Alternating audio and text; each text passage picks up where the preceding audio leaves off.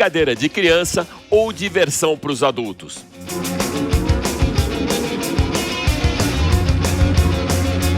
O presente mais cobiçado das crianças nos anos 60 e 70 viraram hobby dos adultos e o Autorama transcendeu gerações de pilotos que continuam aficionados pela competição dessas fascinantes miniaturas elétricas.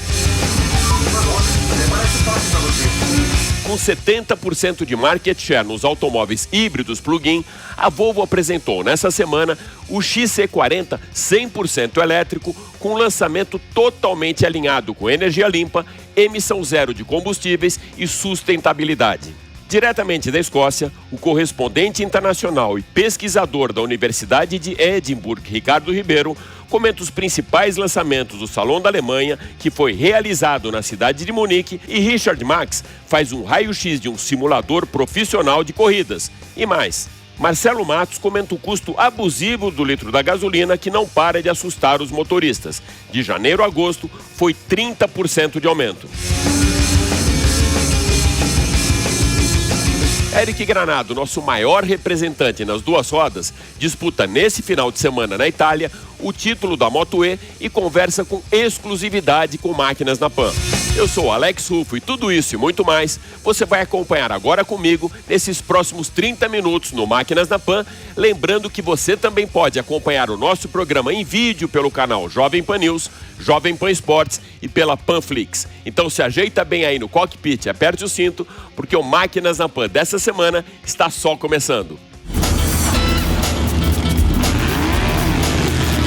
Máquinas na Pan. Quer uma moto para viajar com tecnologia e conforto? A nova Honda Africa Twin é a única Big Trail com câmbio DCT, uma transmissão de dupla embreagem com trocas mais rápidas e suaves. Nova Honda Africa Twin. Descubra você mesmo. Saiba mais em honda.com.br. Para darmos a largada no Máquinas na Pan dessa semana, vamos sair dos estúdios da Panflix para o lançamento do Volvo XC40 100% elétrico, que aconteceu nessa semana no Parque Eólico de Osório, no Rio Grande do Sul. Bom, e o Máquinas na Pan veio para o Rio Grande do Sul, para a região de Osório, para testar o 100% elétrico da Volvo XC40. O híbrido a gente já testou com vocês, só para relembrar, o híbrido tem dois motores, é uma unidade de potência, combustão e uma elétrica, e eles vão se revezando. Enquanto um regenera energia e acaba usando o elétrico como conversor para recarregar as baterias, o outro pode funcionar no Pure Electric em alguns momentos. Esse aqui não, esse aqui agora é 100% elétrico e com algumas características bem interessantes. Primeiro, o conforto de um Volvo. Eu gosto muito do XC40, principalmente pela ergonomia, é um carro que ele veste muito bem as minhas necessidades. Ele é um pouco mais compacto, lógico, que o XC60, que o XC90, e é muito grande por dentro, ele é bem espaçoso e quase compacto por fora. O ideal, por exemplo, para você ter a família, para você fazer supermercado, para pegar uma viagem com um custo mais baixo do que os topo da gama.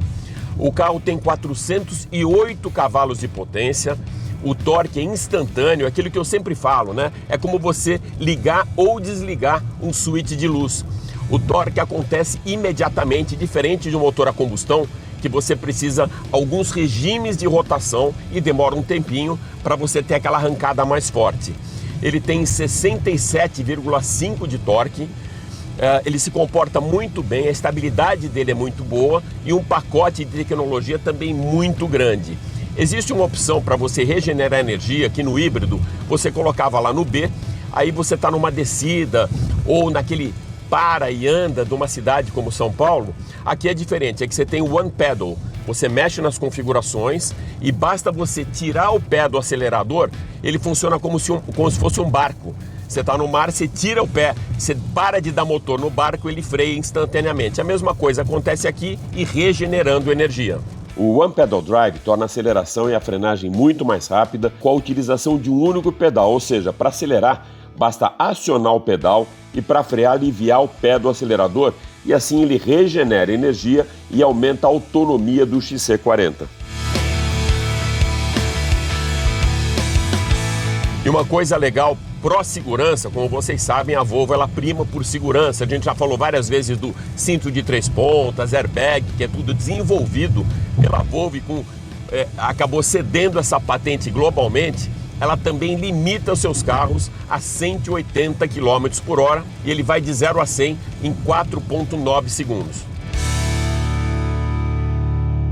O XC40 elétrico ele também inaugura uma parceria da Volvo com a Google, com um sistema automotivo de navegação, de informações, que é muito conveniente.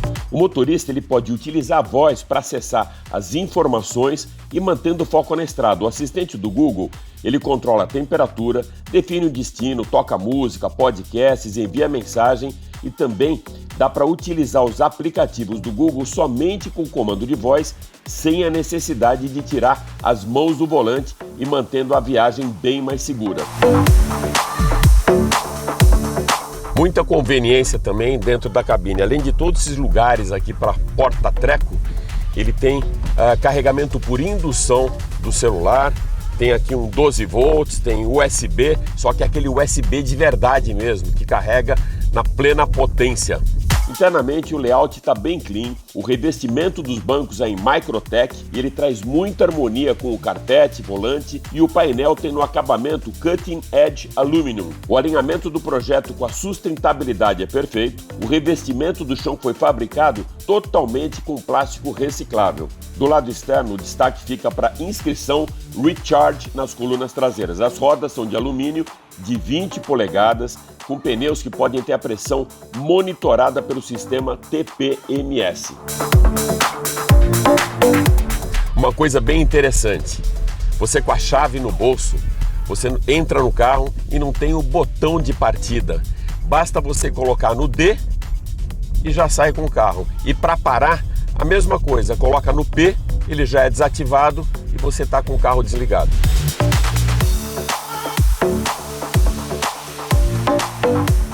O powertrain funciona no sistema all-wheel drive, com uma unidade de potência no eixo dianteiro, a outra no eixo traseiro, com uma bateria de 78 kWh e autonomia de 400 km. Priorizando a segurança, alguns sistemas auxiliam e protegem o condutor, passageiros e pedestres. O XC40 ele conta com City Safety, que reconhece pedestres, ciclistas, animais de grande porte e pode frear ou esterçar o volante para evitar ou minimizar então uma eventual colisão. O preço R$ 389.950, garantido até o final desse ano aqui. Na pré-venda já foram vendidos 450 carros e agora a Volvo espera mais novos veículos para o início do próximo ano.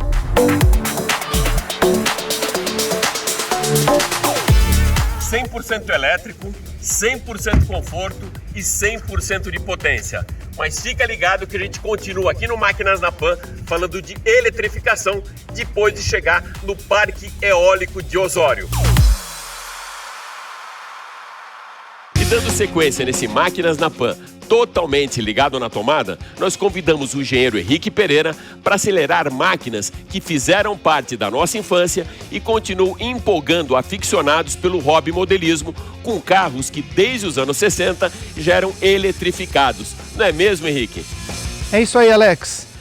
Realmente no Brasil, desde os anos 60, nos Estados Unidos, dos anos 50, em 63, a Estrela trouxe para o Brasil o Autorama. Aqui é um exemplo dos anos 80, onde as crianças brincavam com esses carrinhos que se chamavam Fenderline, na verdade, ou carros de fenda. As crianças daquela época cresceram e o que você vai ver aqui hoje é uma brincadeira de adulto. O Autorama ganhou uma nova identidade no Brasil com a estreia de Emerson Fittipaldi na Fórmula 1. Da mesma forma, nas versões seguintes, a Estrela sempre utilizou de nomes de pilotos brasileiros que estavam em evidência nessa categoria, como foi o caso de Nelson Piquet, Ayrton Senna, Rubens Barrichello, o que acabou por popularizar o brinquedo no país. Aquelas crianças cresceram e Autorama hoje não é mais coisa para amadores.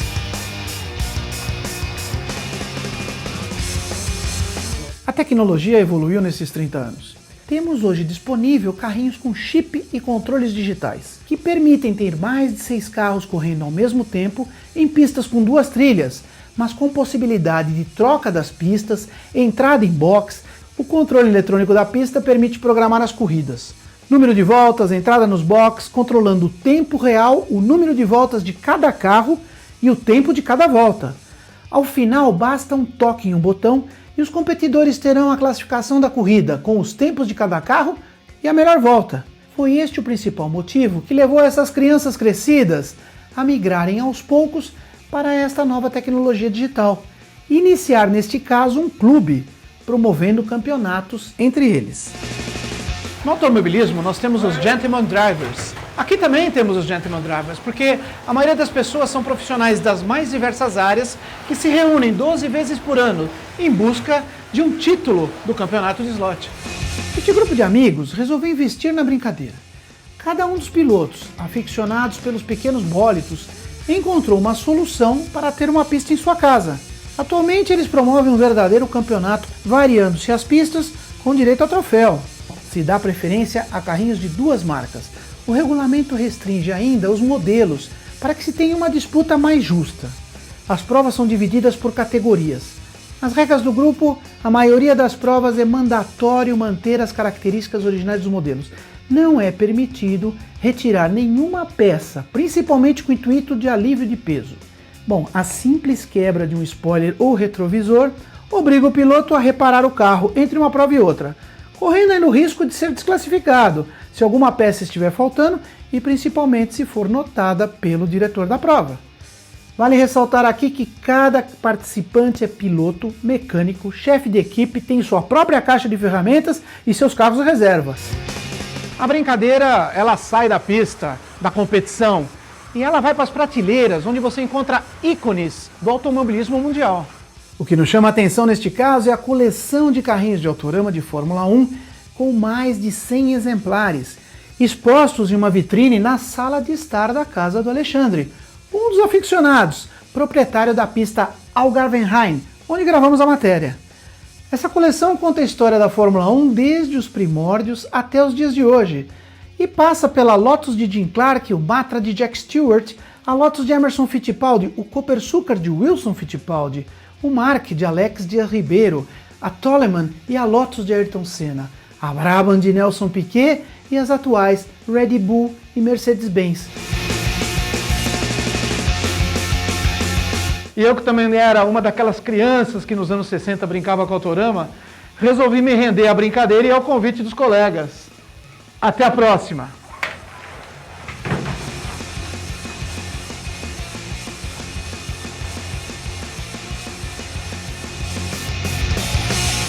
Vamos agora cruzar o Atlântico para a Escócia, com o correspondente internacional Ricardo Ribeiro, que cobriu o Salão do Automóvel da Alemanha e traz agora todas as novidades para o Máquinas na Pan.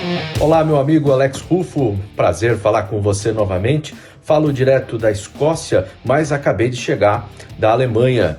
Estive no Salão Internacional do Automóvel, o IAA, um salão esse ano diferente, com muitas medidas de controle e restrições. O primeiro salão do automóvel presencial depois da pandemia, da chegada do coronavírus, né? Então, muito controle, documentação, é preciso apresentar comprovante de vacinação, teste negativo para a Covid-19, para entrar em uma série de áreas, não é? E sempre um controle do distanciamento, número de pessoas em cada área do salão para evitar aglomerações. E este ano também há ali uma estrutura principal no centro de conferências, mas também outros 3 endereços espalhando os expositores pela cidade para evitar aglomeração e sempre o uso obrigatório de máscara, ou seja, muito controle, porque há uma situação melhor na Alemanha, mas inspira cuidados, então o governo está controlando bastante. A edição desse ano foi muito focada na questão da mobilidade e na preocupação com o ambiente, com a crise climática.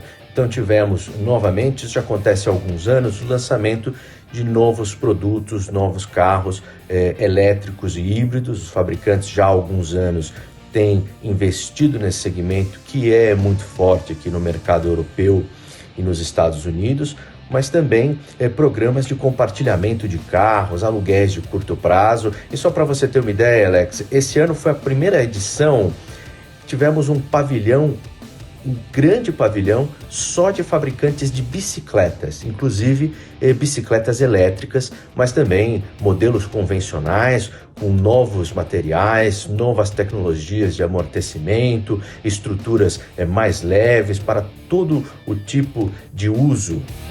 A principal novidade, o principal lançamento foi da Volkswagen, o Volkswagen ID.Life. Ainda um conceito, um protótipo, mas olha, Alex, pode chamar de ID2, porque conversei com o presidente mundial da Volkswagen, ele me confirmou que esse protótipo ele vai dar origem ao modelo de rua que vai ser fabricado, então um carro elétrico abaixo do ID3, na faixa de 20 mil euros, vai chegar em 2025. E esse protótipo ele tem uma série de novidades, porque ele é focado no público jovem. Segundo a Volkswagen, o ID.Life ele é a sua versão da mobilidade elétrica pensada nas novas gerações, porque todas as marcas estão preocupadas que os jovens não têm mais interesse hoje em possuir um carro e, ao mesmo tempo, as gerações mais jovens têm uma preocupação muito grande com a questão ambiental e também querem carros mais conectados, mais digitais. Então, o ID.Life traz essas novidades com uma integração mais imersiva com o celular e também novos materiais sustentáveis, uma série de materiais reciclados, novos compostos, ali um verniz na carroceria que evita a utilização da pintura com a tinta convencional e também derivados de garrafa PET, até de tecido, com materiais totalmente reciclados. Outro lançamento importante, a nova geração do Megane. A Renault apresentou no Salão do Automóvel a nova geração. O Megane agora chega com uma carroceria ali com pinta de SUV. Começa a vender o ano que vem, já o ano que vem aqui na Europa. E, é claro, chega também com motorização elétrica. Já a Porsche apresentou o conceito Mission R. O Mission R é, segundo a marca, a visão da Porsche para o que é um carro 100% elétrico de corrida. Carro de corrida elétrico é um protótipo porque não é de produção em série, mas efetivamente o carro que está no salão ele funciona e funciona muito bem. Porsche testou em pista, fez tempo de volta dos modelos da GT3 Cup. Também pudera duplo motor elétrico, um no eixo dianteiro, um no eixo traseiro, 1.088 cavalos, tração integral. Porsche não tem planos oficiais de produção desse carro, mas não está descartada aí a criação de uma nova competição monomarca focado na questão dos elétricos e expandindo a tecnologia da marca nessa área. Agora, eu apurei lá na Alemanha, a Porsche não confirma oficialmente, mas pode anotar aí, Alex, que parte do design, as linhas que você está vendo nesse Mission R, parte da estrutura, vão estar na nova geração de Cayman. 718, Boxster e Cayman, nova geração está em desenvolvimento. Esse conceito antecipa um pouco isso, porque a Porsche vai colocar motorização elétrica nesses seus esportivos icônicos. É só uma questão de tempo e pouco tempo. Bom, eu vou ficando por aqui e me despeço de você, meu amigo Alex Ruffo, e do seu público sensacional, apenas com alguns números do Salão do Automóvel que acabaram de ser divulgados. Segundo a organização, 400 mil pessoas de 95 países passaram pelo IAA em Munique. O Salão do Automóvel normalmente é na cidade de Frankfurt. Esse ano foi realizado em Munique, mais uma das alterações em razão da pandemia de coronavírus. Um total de 744 expositores de 32 países. O número de visitantes do Salão do Automóvel normalmente é na casa dos milhões, mas, segundo a organização, 400 mil foi considerado um sucesso devido a todas as restrições de viagens que estão em vigência aqui na Europa. É com você, Alex. Muito obrigado, um abraço e até a próxima. Quer encarar viagens mais longas e mais desafiadoras? A Africa Twin Adventure Sports é perfeita para isso. A motocicleta estradeira que oferece tecnologia, conforto e alta performance incomparáveis. A única com câmbio DCT, mais esportivo, com trocas mais rápidas, mais precisas e mais suaves. Afinal, o melhor da viagem nem sempre é o destino. Nova Honda Africa Twin Adventure Sports. Descubra você mesmo. Saiba mais em honda.com.br. De volta à Terra Brasilis, nós vamos invadir agora o cockpit de um piloto profissional de corridas de Fórmula 1 virtuais, Richard Marx, que vai fazer um raio-x de um simulador de corridas utilizado até mesmo pelos pilotos das principais categorias do motorsport mundial. Richard, esse simulador que está aí ao seu lado não é brinquedo de criança, não é mesmo? É brinquedo de gente grande mesmo. Bom, aqui a gente começa com a base, tá? A gente tem uma base aqui embaixo que tem 2 motores, fica embaixo dessa plataforma de metal, que vai fazer toda a movimentação do simulador. Então a gente tem todos os movimentos, ele vai subir, ele vai descer, vai para os lados, vai bater e inclusive você vai usar um cinto de segurança quando você vai brincar com isso aqui, porque você pode cair para fora do cockpit. Você tem um assento, que ele pode ser variado, eu escolhi um assento de carro porque eu faço jogos de Fórmula e jogos de turismo, em um cockpit de Fórmula 1 não seria tão confortável. Volante, que é muito importante, tem que ter um volante de qualidade para você poder jogar. Pedais, câmbio, freio de mão e um painel. Eu também jogo jogos de caminhão, então eu tenho um painel também com todos os botões para poder controlar um caminhão. Para todo jogador que se preza, tem 2 tipos de paixão: o automobilismo de Fórmula 1 e os de turismo. Para você jogar um jogo de turismo, você precisa ter um volante que seja mais parecido com um carro real, né? Esse aqui é um volante de uma Ferrari e você tira o volante, no caso de Fórmula, e acopla o volante de turismo. Para cada jogo você tem botões dedicados. No caso do Fórmula 1, a gente vai usar basicamente tudo que tem no volante. Então, eu configurei para ficar mais fácil. Quando eu aciono para cima, eu aciono o ERS, que é o motor elétrico do Fórmula 1, que me dá mais 170 cavalos. E para baixo o DRS, para poder abrir a asa para ser mais rápido. Aqui eu chamo o box, nesse botão aqui. Aqui eu vejo o status do meu carro, tá? Aqui eu controlo a embreagem do carro. E aqui outras funções que eu posso verificar, como é que está o motor do carro, como é que está a temperatura dos pneus, do freio. Tudo para que eu consiga ver o desempenho do carro para tentar chegar ao final da corrida. Coloco o cinto de segurança. Agora sim a gente vai começar.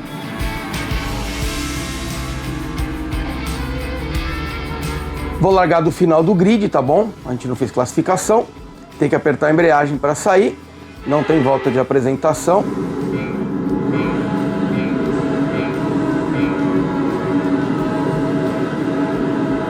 Largamos.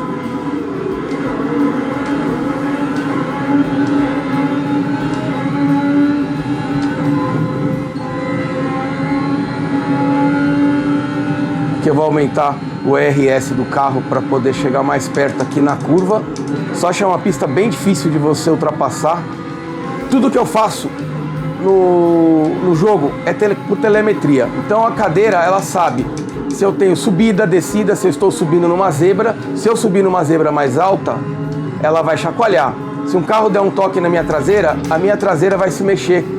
Onde eu vou saber que eu tomei um toque, eu aciono aqui uma tela para poder ver o estado do pneu, para saber o quanto eu consigo andar com esse pneu ainda. Eu tenho o chefe de equipe que eu posso acionar e ele me passa várias informações. O rádio está com estática, repita. Acabamos de bater, perdemos o bico. Como tivemos um problema agora, batemos o bico do carro e agora batemos a roda do carro. Bem? Motor desligado, motor desligado. E aí é fim de corrida. No caso do Fórmula 1, ele é muito parecido, tá? Mas ele não é um simulador. Ele é um jogo que você consegue ter aí níveis de dificuldade para qualquer idade e para qualquer tipo de pessoa. O jogo pode ser configurado para frear sozinho, trocar de marcha sozinho, ser indestrutível, tá? Eu jogo apenas, a única coisa ativada é as curvas, porque eu não sei de cor todos os traçados. E quando a gente bate, o carro, o simulador chacoalha. Eu vou tentar fazer isso agora. Ó. O que aconteceu? Por isso a gente precisa do cinto.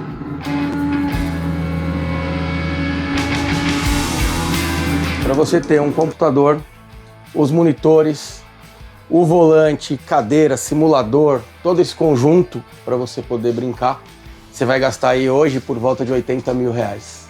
É isso, meu amigo. Super obrigado por estar com a gente no Máquinas na Pan e por ter aberto o seu cockpit aqui pra gente. Prazer é meu, muito obrigado. Parece até notícia antiga ou então reprise de um filme de terror, mas não é. O preço do litro da gasolina continua subindo e chega a um valor inimaginável. De janeiro a agosto, 30% de aumento. Marcelo Matos. O motorista se assusta cada vez mais ao abastecer o carro. Na bomba, os litros são os mesmos, mas os valores, os zeros não param de subir. 3 dígitos viraram normais na hora de pagar. De janeiro a agosto, a gasolina subiu 31%, o diesel 28%. Até quem atua no setor não consegue avaliar quanto o litro poderá chegar, 8, 9 ou 10 reais na gasolina. A Petrobras adota a política internacional de preços, sobe no exterior em dólar e há o repasse aqui no Brasil. O diretor da Associação Brasileira de Revendedores de Combustíveis Independentes e Livres, Rodrigo Zingales, avalia que a estatal poderia agir diferente em momentos de crise. A Petrobras ela tem os seus custos, então ela pode fazer o seu preço baseado nos seus custos e baseado numa lucratividade média competitiva do mercado. Então, qual é a lucratividade de uma petrolífera em um mercado competitivo. Então ela poderia adotar essa medida, principalmente nesse momento. O presidente Bolsonaro chegou a zerar a alíquota do PIS e da COFINS e cobra os governadores pela alta do ICMS. Rodrigo Zingales analisa que o imposto estadual incide no valor cobrado nos postos. Um combustível com preço final de 4 representa 80 centavos. Uma alíquota de 20% a um combustível a 7 representa 1,40. Então, eu acho que assim, em termos relativos, falando em alíquota, não houve mudança, mas em termos absolutos houve essa mudança considerável. A concentração de mercado nas distribuidoras Shell, Ipiranga e Petrobras é outro aspecto que explica os altos valores, analisa a Abre Livre. A Petrobras seria responsável por cerca de R$ 2,00 do preço da gasolina. A ANP divulga que o preço médio do combustível dos postos, praticado a margem bruta do posto, o que é a margem bruta? A diferença do preço de compra para o preço de venda é até inferior a 40 centavos por litro. Então a pergunta é, se o combustível está R$ 7,00, a Petrobras é responsável por 2, o posto por 40 centavos, onde é que está essa diferença de 5,60? Quem está ganhando com essa diferença? São as distribuidoras? São os impostos? Quem é que está ganhando com isso? O impacto dos combustíveis vai muito além dos valores pagos nos postos. O consumidor recebe os repasses de produtos e serviços afetados pela incidência do diesel e da gasolina. Em agosto, a gasolina contribuiu decisivamente para a inflação oficial chegar a 0,87%, o maior índice para o mês desde o ano 2000. Eric Granado entra na pista de Misano nesse final de semana para a 6ª e 7ª etapas do Mundial da Moto E. Com 50 pontos em jogo na soma das duas provas, o brasileiro está 7 pontos atrás do líder, o italiano Alessandro Zacconi, e conversa agora com exclusividade com a Jovem Pan. Eric, como é para você estar tão perto de se tornar campeão mundial da moto velocidade? Realmente é a primeira vez que eu tenho a possibilidade de chegar numa etapa com chance de vencer o campeonato mundial. A gente está perto, na segunda colocação, somente 7 pontos do líder. Então será um final de semana aí muito intenso, rodada dupla, e vai ser realmente muito legal poder ter essa oportunidade de brigar e, se Deus quiser, conseguir conquistar esse feito inédito para o Brasil. Então eu estou muito motivado, estou muito concentrado, estou na minha melhor forma física, mental. Eu acho que a gente está num ótimo momento, eu e minha equipe, a gente está muito entrosado Então o mais importante é dar uma melhor, fazer o máximo de mim. O campeonato está com nível altíssimo, os pilotos estão muito rápidos, então vai ser um final de semana difícil, mas que a gente vai dar o máximo do começo ao fim. E aí, no final, o que tiver que ser, vai ser. Mas eu vou fazer uma melhor e vou em busca desse título inédito para o Brasil.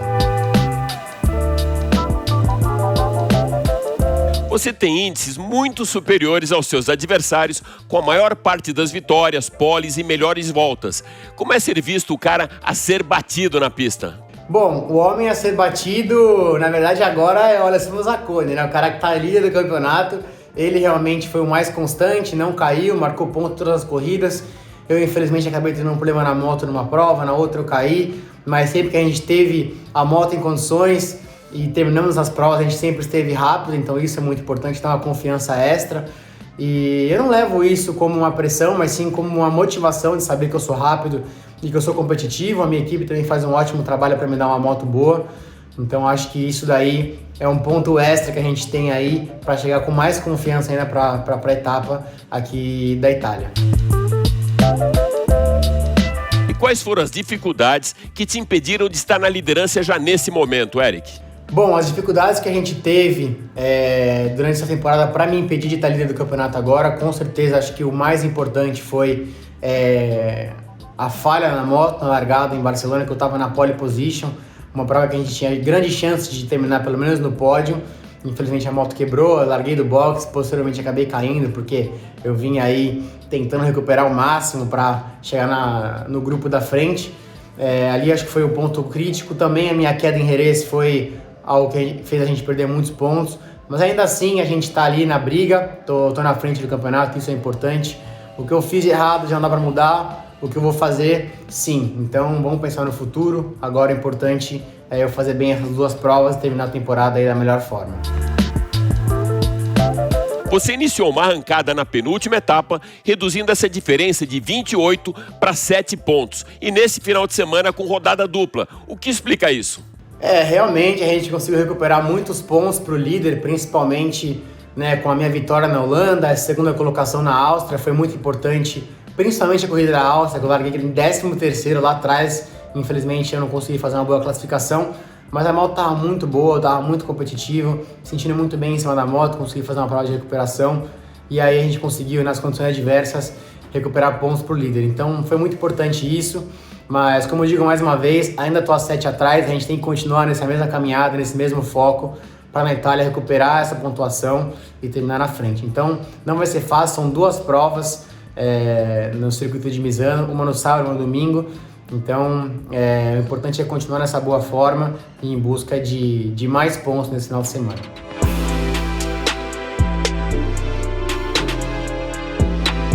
Onze pilotos com chances matemáticas de ser campeão. Quais deles são seus principais rivais nessa briga? Olha, se existem 11 pilotos com chance de vencer, eu tô contando com todos, porque a Moto E a gente nunca sabe. Na verdade, em qualquer campeonato mundial, que o nível é altíssimo, você tem que contar com todos os pilotos, nenhum é menos que o outro, e sim, todos têm chance. Então, eu acho que a partir da hora que o piloto tem a possibilidade de vencer, ele vai estar lá ao máximo brigando por esse campeonato.